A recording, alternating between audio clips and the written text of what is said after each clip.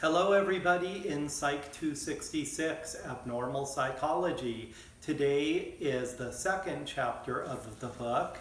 Remember, this is the book that you're going to want to get if you don't have it already. Schizophrenia, Spectrum, and Other Psychotic Disorders. So basically what we are talking about is conditions where a person is either temporarily or persistently, meaning ongoing, out of touch with reality.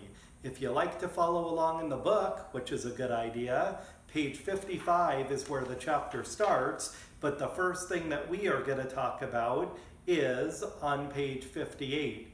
Symptoms of being psychotic, out of touch with reality. You might see this in TV shows or movies, but what we're going to start by talking about is one of the major symptoms, which is having delusions, beliefs that are simply not true, no basis in reality. So, there are many kinds of delusions. I will tell you a few of the basics on page 58 that I want you to know.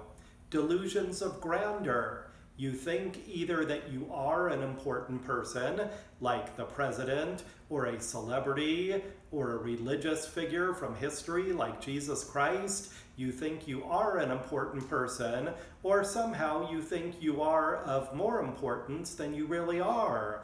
Like you have all the secrets in the world and everybody, doesn't know as much as you know. That's a delusion of grandeur too. It's not like you automatically think you're a celebrity or another famous person. Another kind of delusion is a delusion of persecution. You feel like people are out to get you or out to harm you one way or another when it's simply not true. Somatic delusions, also known as hypochondriacal, you think that something is wrong with your body.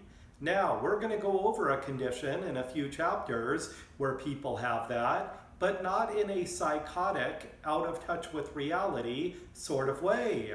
You might misinterpret a headache for a brain tumor.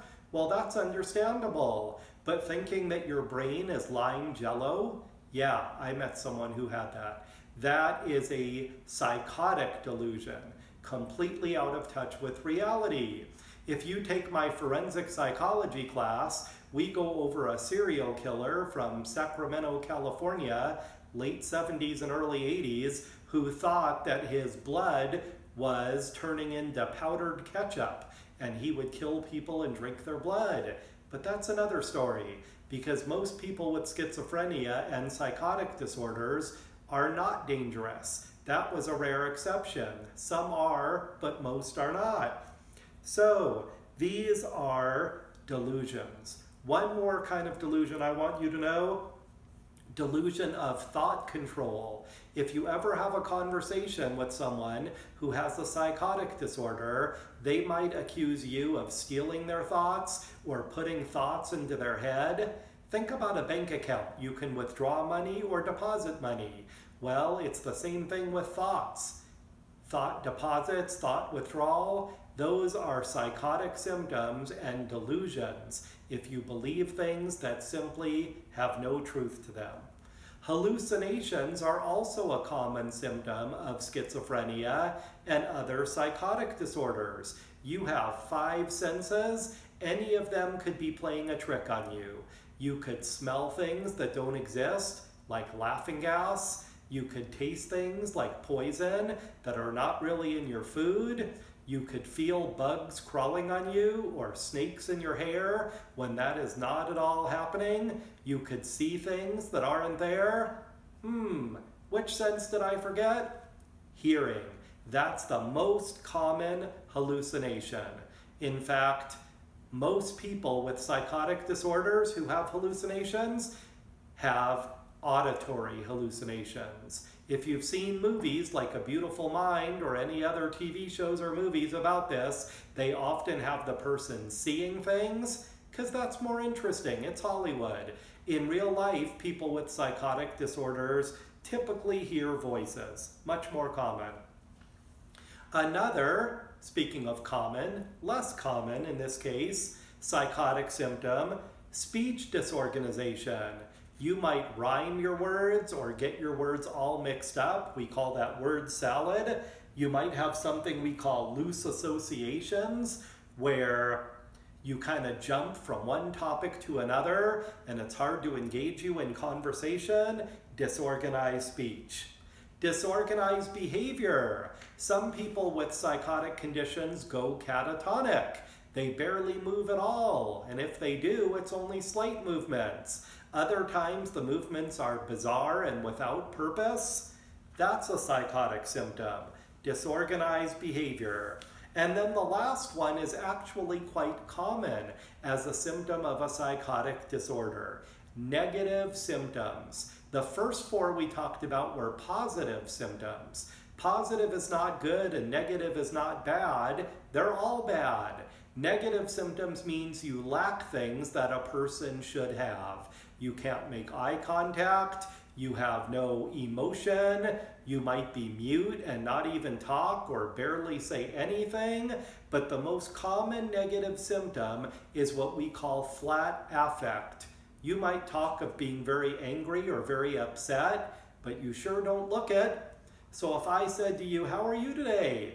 what you're telling me is your feelings. But if I notice the way you look or the way you appear, that is your affect. So flat affect, or even called blunted affect, you don't look like anything's wrong, or you don't even look happy when you say you're feeling a particular emotion.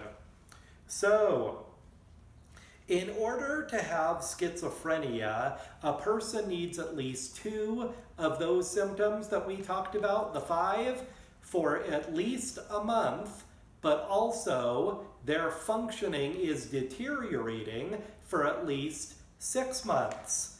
So it is more common that someone with schizophrenia has 4 or 5 of those symptoms that we just talked about, not just 2 or 3.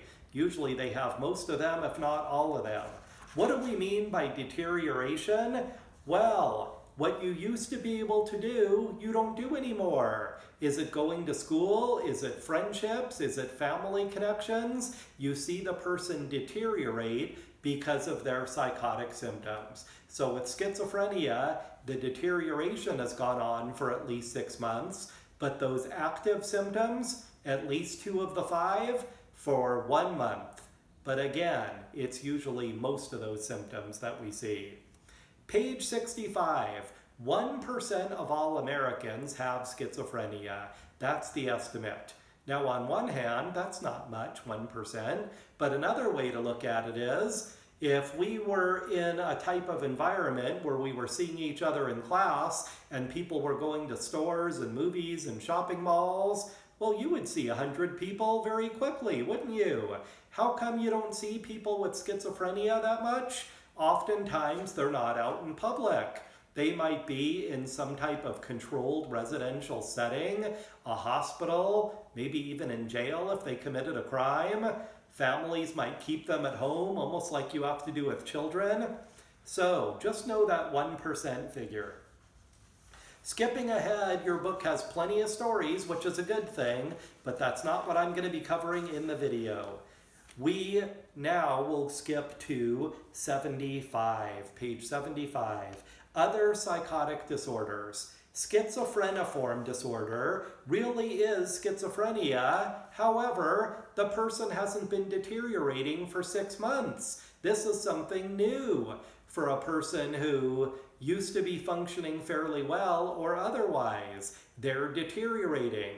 It's a month of active psychotic symptoms, but we haven't seen the deterioration in that person's functioning for 6 months. So, schizophreniform disorder is just like schizophrenia, but it's only lasted 1 to 6 months. Skipping ahead, again, more stories in the book, to page 80, brief psychotic disorder. This used to have a slightly different name in the DSM-4, but now we call it brief psychotic disorder. Same thing. You sure seem schizophrenic, but here's the difference. The person has only been like this for a month or less. Now this is very relevant because this might be drug related or coming down off of drugs. It might be related to bipolar disorder. The person is in a manic episode. But in this case, what we're talking about is active symptoms of schizophrenia, and usually the person turns into schizophreniform disorder and then turns into schizophrenia. Not always, but it is not at all surprising. So we're almost done here. Next thing, I find this next one to be fascinating because of my work in the criminal justice system. Delusional disorder. What if the only symptom of schizophrenia a person has is beliefs that simply are not true? This person is usually functioning well in all other areas of his or her life. Marriage, dating, school, work, family, friends. Everything seems just normal and fine except for that person's one belief. You know what? This will be on the test. Celebrity stalkers. This is often what they have. The family will say, oh, he's obsessed with Taylor Swift, or she's just obsessed with George Clooney. Well, a lot of people like celebrities. That's why they're popular and famous. But what if it's to the point that you believe that that celebrity is in love with you, or that you need to possess that person, or even kill that person? That's how these people get in trouble, where they believe things that simply are not true. A delusion. So, you're going to start with the assignments. Well, actually, the previous chapter is where it started, but this will be number 2 this week of these Canvas assignments. Make sure you pay attention because you have to see, is the person deteriorating in all areas of his or her life, or is it just a delusion that is getting in the way of what otherwise could be normal functioning? If that's the only symptom, then the person has delusional disorder. Everything else is relatively normal except for this one belief. Now, the bottom of page 83, it talks about shared delusional disorder. People can have a delusion that they share with another person. This is more common in women who self-isolate. They live together, that's their only friend, maybe it's a mother and daughter, or a niece and an aunt, and they just talk to each other and nobody else. You kind of self-isolate with that other person, and you share that crazy belief that just is not true, and there's no possibility of it being true. But you know what? You believe it, and if you share the delusion, then the other person believes it too. When I worked at our state mental hospital in the early to mid-90s, we had a woman there. I could not tell that anything was wrong with her. She seemed totally normal. She looked like anybody's mom or grandma. But when you talk to her about President Clinton, oh my goodness, she would just go crazy. And I asked one of the nurses what was wrong with her, and apparently, this is horrible, she shot and killed a neighbor because she thought she was President Clinton's girlfriend. She believed something that wasn't true, and it led her to violence. Now remember, most people with psychotic disorders are not violent. It is the exception rather than the rule to see someone who is that psychotic and also dangerous toward other people. It's quite more common to see homeless people who are psychotic and they basically keep to themselves and they don't hurt anybody. But it's always tragic when someone believes something that isn't true and then they act out and hurt other people. So last thing, we covered a lot of ground here in this chapter, didn't we? We're ending here on page 83. What do all psychotic disorders have in common? Out of touch with reality. Okay, that's it for chapter 2. Take care.